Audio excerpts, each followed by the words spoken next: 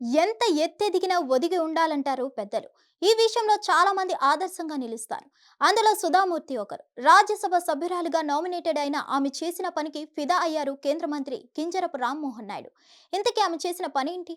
AP నుంచి ఈసారి కేంద్ర మంత్రివర్గంలో టీడీపీకి చోటు దక్కింది. శ్రీకాకుళం ఎంపీ కింజరపు రామ్మోహన్ నాయుడు, గుంటూరు ఎంపీ పెమ్మసాని చంద్రశేఖర్లు టీడీపీ తరపున చోటు దక్కించుకున్నారు. ఇక బీజేపీ కోటాలో నరసాపురం ఎంపీ శ్రీనివాస వర్మకి ఛాన్స్ వచ్చింది. అయితే చిన్న వయసులోనే రామ్మోహన్ నాయుడు కేబినెట్ హోదా దక్కించుకున్నారు.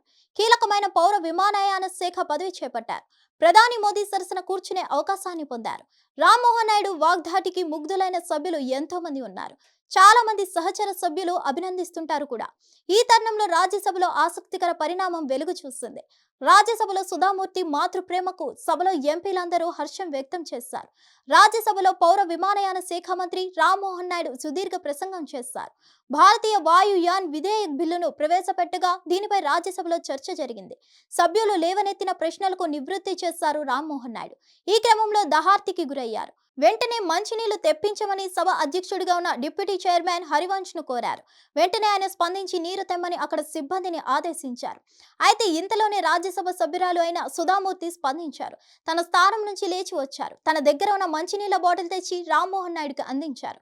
సుధామూర్తి వాత్సల్యానికి ముగ్ధుడైన రామ్మోహన్ నాయుడు రెండు చేతులతో నమస్కరిస్తూ కృతజ్ఞతలు తెలిపారు.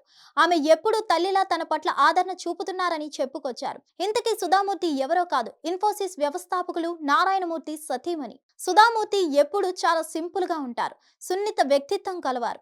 కాగా ఆమె కొద్ది రోజుల కిందట రాజ్యసభకు నామినేట్ అయ్యారు. దేశంలో కళలు, సాహిత్యం, విజ్ఞానం, సామాజిక సేవలకు విశిష్టమైన కృషి చేసినందుకు రాష్ట్రపతి 12 మంది సభ్యులను రాజ్యసభకు నామినేట్ చేస్తారు. ఆ కోటాలో సుధామూర్తికి అవకాశం దక్కింది. అంతేకాదు సుధామూర్తి పద్మశ్రీతో పాటు పద్మభూషణ్ అవార్డులను సైతం దక్కించుకున్నారు. ఇన్ఫోసిస్ ఫౌండేషన్ పేదరిక నిర్మూలన, ఆరోగ్య సంరక్షణ, పరిశుభ్రతకు సంబంధించిన కార్యక్రమాల్లో సేవలు అందిస్తున్నారు. వేల కోట్లు సంపాదించినా ఇప్పటికీ సుధామూర్తి చాలా సింపుల్ గా ఉంటారు. రాజ్యసభలో ఆమె వ్యవహరించిన తీరు ఇప్పుడు సోషల్ మీడియాలో వైరల్ అవుతుంది. హిట్ టీవీ యాప్ ని డౌన్లోడ్ చేసుకోండి. ఇందులో short news, live news, entertainment movies అన్ని అవైలబుల్ గా ఉన్నాయి. Please download Hit TV app. Hit TV app. Hit TV యాప్ని ఫ్రీగా డౌన్లోడ్ చేసుకోండి.